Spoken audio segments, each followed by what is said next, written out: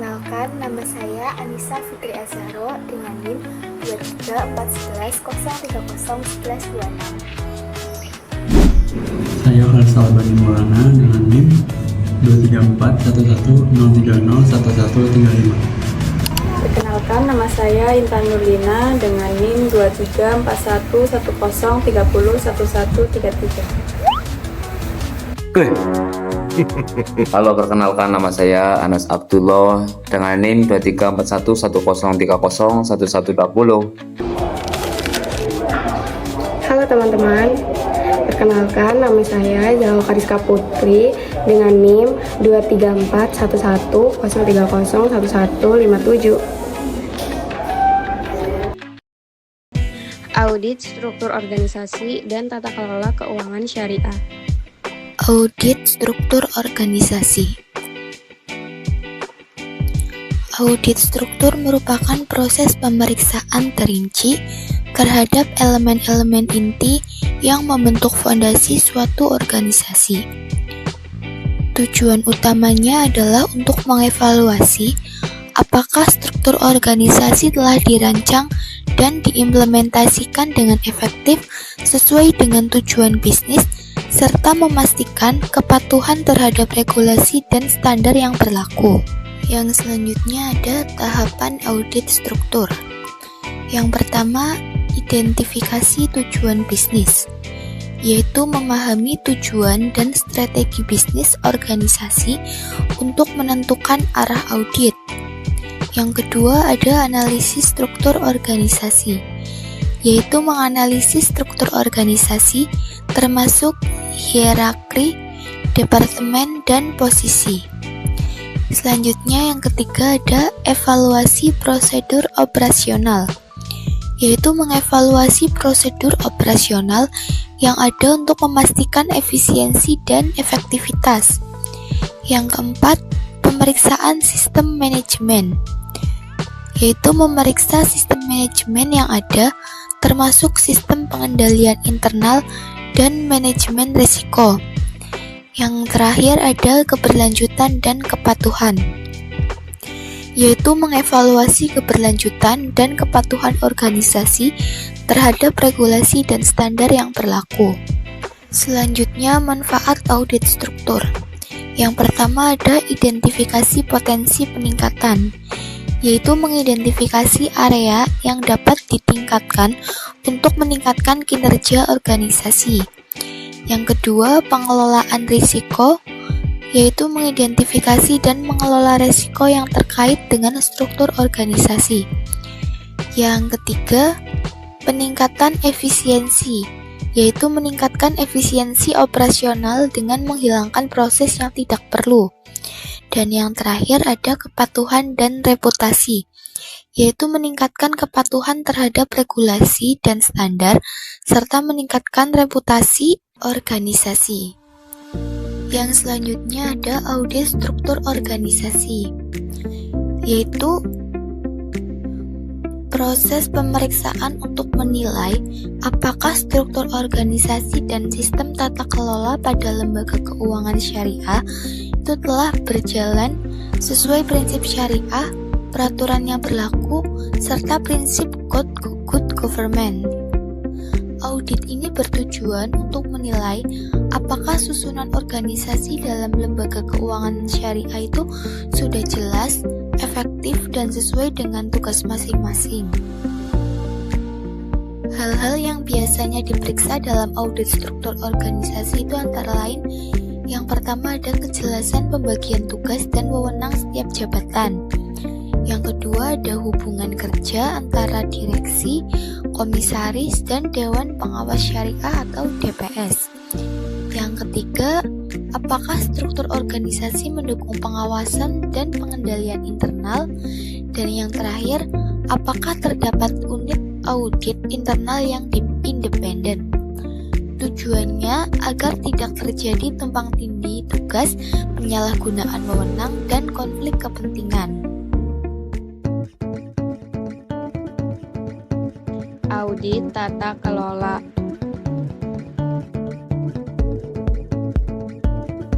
Audit tata kelola merupakan proses sistematis untuk menilai apakah suatu lembaga keuangan telah dikelola dengan baik sesuai prinsip good corporate governance dan ketentuan syariah.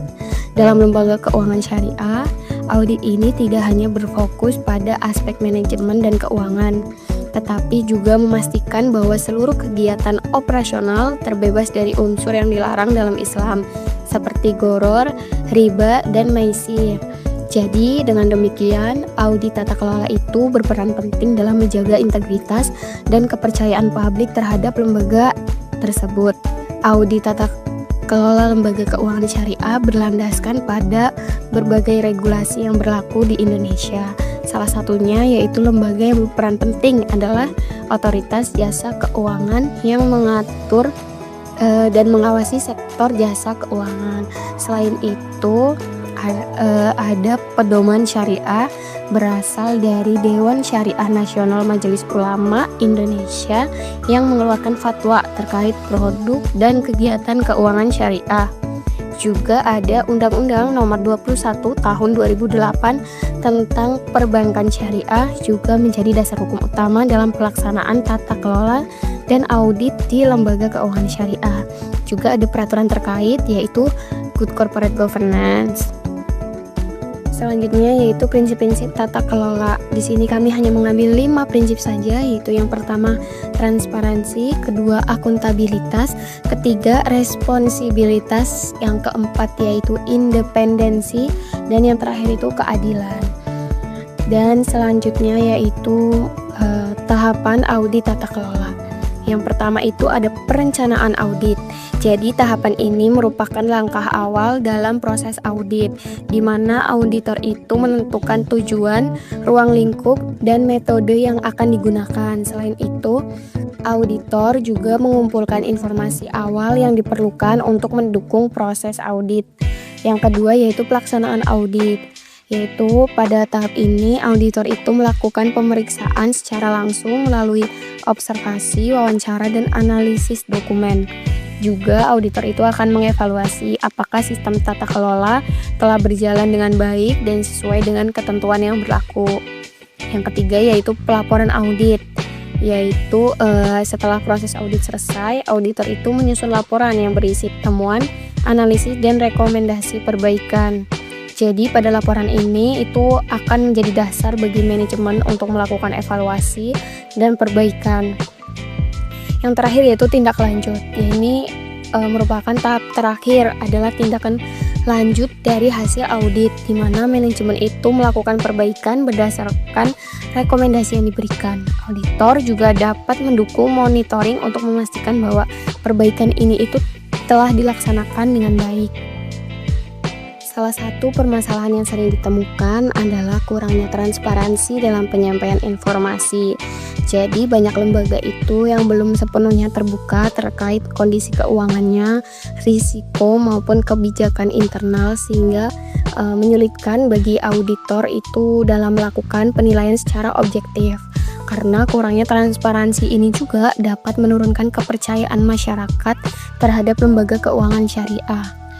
Masalahan berikutnya adalah konflik kepentingan atau konflik of interest yang terjadi dalam pengambilan keputusan. Hal ini itu biasanya muncul ketika pihak manajemen atau pengurus ini memiliki kepentingan pribadi yang dapat mempengaruhi kebijakan lembaga.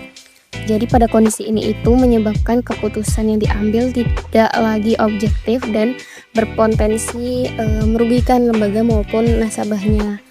Juga selain itu, lemahnya sistem pengendalian internal juga menjadi masalah yang cukup serius. Pengendalian internal yang tidak efektif itu dapat membuka peluang terjadinya kecurangan, kesalahan pencatatan, serta penyalahgunaan wewenang. Dalam audit itu biasanya hal ini tuh sering ditemuin dalam bentuk kurangnya pemisahan tugas, minimnya pengawasan, atau tidak adanya prosedur yang jelas. Karena permasalahan lain yang sering terjadi itu biasanya kurangnya peran DPS. Dalam beberapa kasus itu DPS hanya berfungsi secara formalitas aja tanpa melakukan pengawasan yang mendalam terhadap operasional lembaga. Padahal DPS itu memiliki peran penting dalam memastikan seluruh kegiatan sesuai dengan prinsip syariah. Peran Dewan Pengawas Syariah atau biasa kita sebut DPS. DPS itu memegang peranan krusial sebagai pilar penjamin kepatuhan syariah atau syariah compliance dalam struktur organisasi lembaga keuangan syariah atau LKS. Dalam audit struktur organisasi dan tata kelola, DPS berfungsi sebagai pengawas internal yang memastikan seluruh aspek operasional selaras dengan prinsip Islam. Berikut adalah rincian peran DPS dalam kerangka audit dan tata kelola LKS. Poin pertama yaitu posisi DPS dalam struktur organisasi. Secara struktural, DPS berada di posisi yang setara dengan Dewan Komisaris atau berada di bawah koordinasi Majelis Ulama Indonesia atau DSN MUI. Audit struktur organisasi memastikan bahwa DPS memiliki akses langsung ke data operasional tanpa intervensi dari jajaran direksi. Dan hasil pengawasan DPS harus dilaporkan secara berkala kepada Rapat Umum Pemegang Saham atau RUPS dan otoritas terkait seperti OJK atau Bank Indonesia. Poin yang kedua, peran dalam audit tata kelola atau governance. Dalam audit tata kelola, peran DPS mencakup 3 aspek utama. Yang pertama, pengawasan preventif atau fatwa dan opini. Sebelum sebuah produk atau prosedur organisasi diluncurkan, DPS melakukan audit terhadap desain produk tersebut. DPS memastikan tidak ada unsur maisir, gharar, dan riba dalam akad-akad yang digunakan oleh lembaga. Yang kedua, pengawasan kuratif atau review kepatuhan. DPS melakukan pemeriksaan berkala terhadap implementasi kebijakan.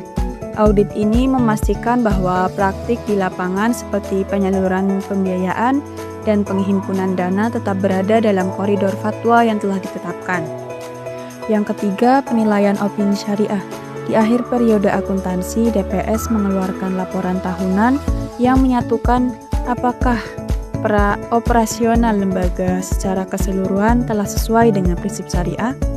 Opini ini merupakan komponen vital dalam laporan tahunan LKS yang diaudit.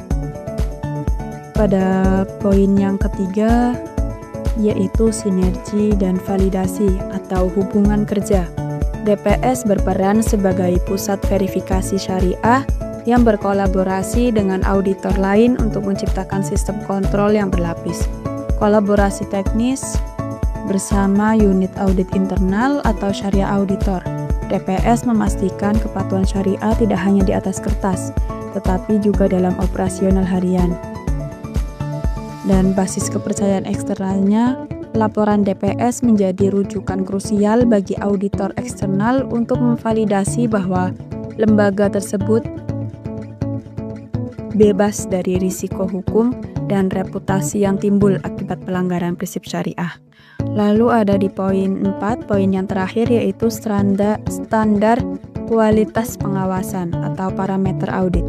Audit terhadap efektivitas DPS sendiri difokuskan pada 3 indikator utama untuk menjamin pengawasan yang berkualitas. Yang pertama itu ada kualitas SDM, memastikan anggota DPS kompeten secara keilmuan, agama maupun hukum formal. Lalu yang kedua ada kinerja operasional, yaitu menilai keaktifan rapat dan ketajaman solusi yang dihasilkan dalam risalah rapat. Yang terakhir itu ada daya tekan atau impact, mengukur seberapa patuh manajemen dalam menjalankan rekomendasi atau teguran yang diberikan oleh DPS. Tujuan audit struktur organisasi dan tata kelola. Yang pertama ada kejelasan struktur dan pembagian tugas.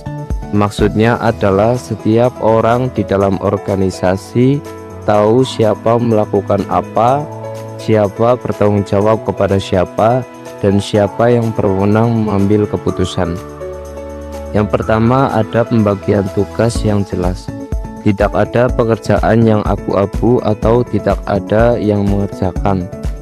Yang kedua ada tidak tumpang tindih wewenang. Misalnya 2 divisi tidak sama-sama merasa berhak mengambil keputusan yang sama. Yang ketiga ada job description jelas. Setiap jabatan itu punya tugas, fungsi, dan tanggung jawab yang tertulis. Tujuan yang kedua, efektivitas sistem tata kelola governance. Di sini audit melihat apakah prinsip good governance benar-benar dijalankan, bukan hanya formalitas. Yang pertama ada transparansi. Artinya organisasi terbuka dalam menyampaikan informasi. Contohnya itu laporan keuangan jelas, keputusan penting bisa diketahui pihak terkait, tidak ada yang ditutup-tutupi. Yang kedua ada akuntabilitas. Artinya setiap tindakan bisa dipertanggungjawabkan. Yang ketiga ada responsibilitas. Artinya organisasi patuh terhadap aturan dan memiliki tanggung jawab sosial. Yang keempat ada independensi. Artinya keputusan diambil tanpa tekanan atau pengaruh pihak tertentu. Tujuan yang ketiga itu mengidentifikasi risiko organisasi. Audit ini berfungsi seperti alarm dini untuk menemukan masalah sebelum terjadi. Yang pertama, penyalahgunaan wewenang. Misalnya jabatan dipakai untuk kepentingan pribadi. Yang kedua, ada konflik kepentingan. Maksudnya keputusan itu diambil untuk keuntungan diri sendiri, bukan organisasi. Yang ketiga ada lemahnya pengawasan, yaitu tidak ada kontrol yang kuat sehingga rawan kecurangan. Tujuan yang keempat itu menilai efisiensi dan efektivitas operasional. Audit ini ingin memastikan bahwa struktur organisasi benar-benar membantu pekerjaan jadi lebih cepat, hemat, dan tepat sasaran. Yang pertama itu alur komunikasi yang lancar. Artinya informasi tidak terhambat. Misalnya instruksi dari atasan cepat sampai ke bawah tanpa banyak perantara yang bikin pesan berubah atau terlambat. Yang kedua ada pengambilan keputusan yang cepat. Struktur yang baik tidak berbelit, jadi ketika ada masalah keputusan bisa langsung diambil tanpa harus melewati terlalu banyak level persetujuan.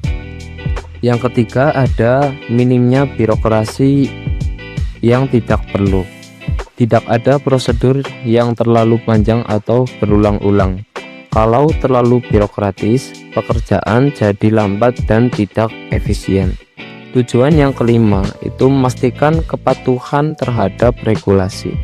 Audit ingin memastikan organisasi berjalan sesuai aturan, baik dari luar maupun dari dalam.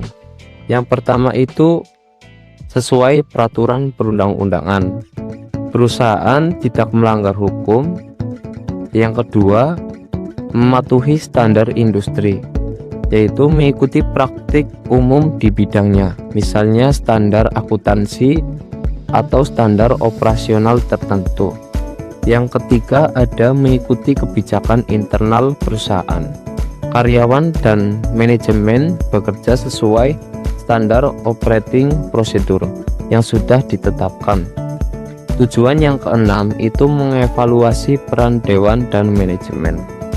Yang pertama, dewan direksi atau komisaris menjalankan fungsi pengawasan.